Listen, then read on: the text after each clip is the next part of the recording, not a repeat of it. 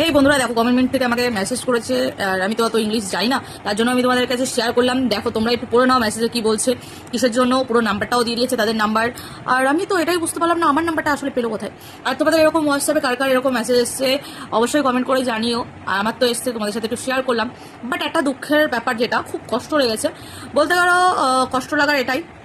দেখো গভর্নমেন্ট আসতে না আসতেই সবার খোঁজ খবর নেওয়া শুরু করে দিয়েছে। দেখো হয়তো কোনো কারণের জন্য এগুলো সবার ফোনে আসতে পারে, হয়তো আজ আমার এসছে কাল তোমার আসতে পারে, বা হয়তো একদিনে সবার এসছে, তাও আমি জানি না। বাট আমার একটা অভিযোগ আছে, যেটা গভর্নমেন্টের কাছে বলতে পারো, পুরোপুরি নরেন্দ্র মোদীর কাছে, ঠিক আছে, আমাদের প্রধানমন্ত্রীর কাছে, যে এই যে প্রধানমন্ত্রী পুরো সোশ্যাল মিডিয়াতে আপনাকে নিয়ে 3-4 মাস, মানে 4 মাস 4.5 মাস ধরে, মানে যতদিন না ভোট কমপ্লিট হচ্ছে, ভোট গণনা যতদিন না কমপ্লিট হচ্ছে, ততদিন আপনাকে নিয়ে লড়াই করে যাচ্ছি, বিনা কোনো স্বার্থ ছাড়া। স্বার্থ নিয়ে না, মানে না টাকা নিয়ে। অনেকে বলেছে আমি বিজেপি দালালি করছি টাকা নিয়ে, আমি বিজেপির হয়ে কথা বলছি টাকা নিয়ে, ঠিক আছে। আপনাদের হয়ে কথা বলার জন্য আমার যেটা 4.5 লাখের আইডি ছিল, সেটা নষ্ট হয়ে গেছে। তা তো আপনাদের দোষ দিইনি, বা কখনো আমি সোশ্যাল মিডিয়াতে দাবি করিনি যে আমার এর জন্য হয়ে গেছে। বাট এখন বলতে বাধ্য হচ্ছে, বলতে পারো একদিকে কষ্টর কারণে। দেখো মানুষের বিনা স্বার্থে কতজন কথা বলেছিল। যখন আমাদের যখন এক্স মুখ্যমন্ত্রী ছিল, সবাই ভয় পেত। বেশিরভাগ মানুষই তার হয়ে কথা বলতো, জয় বাংলা বলতো। হয়তো কিছু ক্ষণে মানুষ শুধু বিজেপি হয়ে কথা বলেছিল, হিন্দু ধর্মের জন্য কথা বলেছিল, আওয়াজ তুলেছিল। আচ্ছা, তার মধ্যে যে আজকে যে শপথ নিল, দেখলাম আমরা সোশ্যাল মিডিয়া থেকে অনেকে গেছে। চলো, সেটা নিয়ে আমি কোনো হিংসা করছি না, বা এটা খারাপ লাগা। দেখুন, আমরাও কিছু মানুষ কিন্তু আপনাদের হয়ে কথা বলেছি, আমাদের ভিডিওগুলোও ভাইরাল গেছে। আমি যতদূর জানি আপনাদের কাছে নিশ্চয়ই ভিডিওগুলো পৌঁছিয়েছে। আপনাদের কি মনে হয়নি যে আমাদেরও সেইখানটায় সেই সবাই যাওয়ার অধিকারটা ছিল? আমরা তো আপনার হয়ে কথা বলেছি, আপনার হয়ে লড়াই করেছি, ভয় না পেয়ে প্রতিবাদ করে গেছি, আমাদের ক্ষতি হবে জানার পরেও কথা বলেছি। তারপরে কি আপনার মনে হয়নি? বা যেসব আছে আমাদের কৃষ্ণগড় যে দাঁড়িয়েছিল, দেখো প্রত্যেকটা মানুষ জানে যে আমরা সোশ্যাল মিডিয়াতে কাজ করি, কার হয়ে কথা বলছি। ওই যে বললাম, আপনাদের হয়ে কথা বলাতে আমার বড় আইডিটা, যেটা 4.5 লাখের উপরে ফলোয়ার ছিল, সেটা পুরোপুরি শেষ করে দিয়েছিল টিএমসির লোকেরা, ঠিক আছে। তো তারপরও আমি নতুন আইডি করে আপনাদের হয়ে লড়াই করেছি। প্রত্যেকটা ভিডিও দেখবেন আপনাদের হয়ে লড়াই করে গেছি। আজ বলুন তো একটা কথা, আমি একটা সাধারণ বন্ধুদের কাছে জিজ্ঞাসা করছি, আজ যদি টিএমসি জিততো, আমরা কি টিকতে পারতাম? আমরা কি ভালো থাকতে পারতাম? এই যে সোশ্যাল মিডিয়ায় যারা মুখ খুলেছিল, যারা প্রতিবাদ করেছিল, যারা বিজেপির হয়ে বিনা স্বার্থে খেটে গেছিল, যারা আমাদের হিন্দু ধর্মের জন্য লড়াই করেছিল, কতজন ছিল সোশ্যাল মিডিয়াতে? কতজন জয় শ্রীরামের ভক্ত হয়ে কথা বলেছিল? কিছু মানুষ, হয়তো হাতে গোনে হয়তো কিছু মানুষ পাবে, যারা নিজের ভয়টাকে সাইডে রেখে, নিজের প্রবলেমটাকে, নিজের প্রবলেম হবে জানার পরও, ক্ষতি হবে জানার পরও, সেটাকে সাইডে রেখে আমরা বিজেপির হয়ে কথা বলেছিলাম। তাতে কি মনে হয়নি যে আমাদেরও সেই সবাই যাওয়ার অধিকার ছিল? মনে হয়নি যে আমরাও প্রাপ্য রাখি সেইখানটায় যাওয়ার?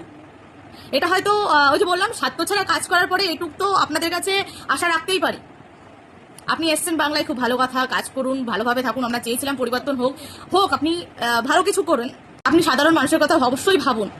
কিন্তু যারা নিজের প্রবলেম হবে জানার পরও একবার সবাই, আমি প্রত্যেকটা মানুষের কাছে বলছি যে আমার কথাগুলো ভুল বলছি কি ঠিক বলছি, তোমরাই কমেন্ট করে জানাবেন। এটা অনেকটা হয়তো আঘাতের পরে, অনেকটা খারাপ লাগার পরে কথাগুলো আমি বলছি, যে প্রত্যেকটা মানুষ, আমরা যারা প্রতিবাদ করেছি, যারা টিএমসি এর বিরুদ্ধে কথা বলেছি, আমাদের ক্ষতি হতো এটা জানার পরেও কিন্তু আমরা প্রতিবাদ করে গেছি। সেখানে হয়তো হাতে গুনে 5-6 জন দেখলাম সোশ্যাল মিডিয়ায় কথা বলেছে বিজেপির হয়ে, তারা গেছে। সেটা তোমাদের সবারই, এতক্ষণ তোমরা সবাই জেনেই গেছো কারা কারা গেছে। তো সেই খারাপ লাগার থেকেই বলছি, দেখো আমরাও তো বিনা স্বার্থে আপনাদের হয়ে লড়াই করেছি। অনেক মানুষ ভেবেছে আমরা বিজেপির হয়ে কথা বলছি মানে আমরা বিজেপি থেকে টাকা নিয়ে দালালি করছি। অনেক বাজে বাজে কথা শুনতে হচ্ছে, নিজেদের চরিত্রকে অনেক নিচে নামাতে হয়েছে, অনেক মানে আমাদের ছবি নিয়ে অনেকে এআই করে বাজে বাজে কথা বলেছে, আমাদের ফ্যামিলি নিয়ে কথা বলেছে।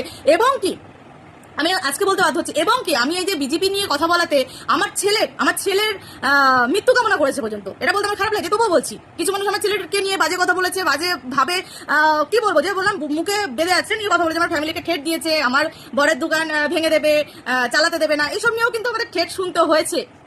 আপনারা ভাবুন তো, যদি টিএমসি জিততো তাহলে কি আমরা ঠিক করে থাকতে পারতাম? নাকি আমার হাজবেন্ড ওই দোকানটা এখন চালাতে পারতো? তাই বললাম। আর খারাপ লাগা থেকে কেউ মনে করো না যে আমি বিজেপিকে দোষ দিচ্ছি বা কিছু। একটা খারাপ লাগা তৈরি হয়েছে, তার জন্যই আমি কথা বলাটা শুরু করলাম, বা এই কথাটা বললাম, যে যখন সোশ্যাল মিডিয়াতে বিজেপির হয়ে লড়াই করেছিল, নিজের ক্ষতি হবে জানার পরেও, নিজের ক্ষতি হতে পারে জানার পরেও, আমি জানি না কার কার আইডিগুলো নষ্ট হয়েছে, কার কার কতটা প্রবলেম হয়েছে, কিন্তু সোশ্যাল মিডিয়াতে আমি বিজেপির হয়ে কথা বলে আমার আইডিটাকে আমি হারিয়েছি।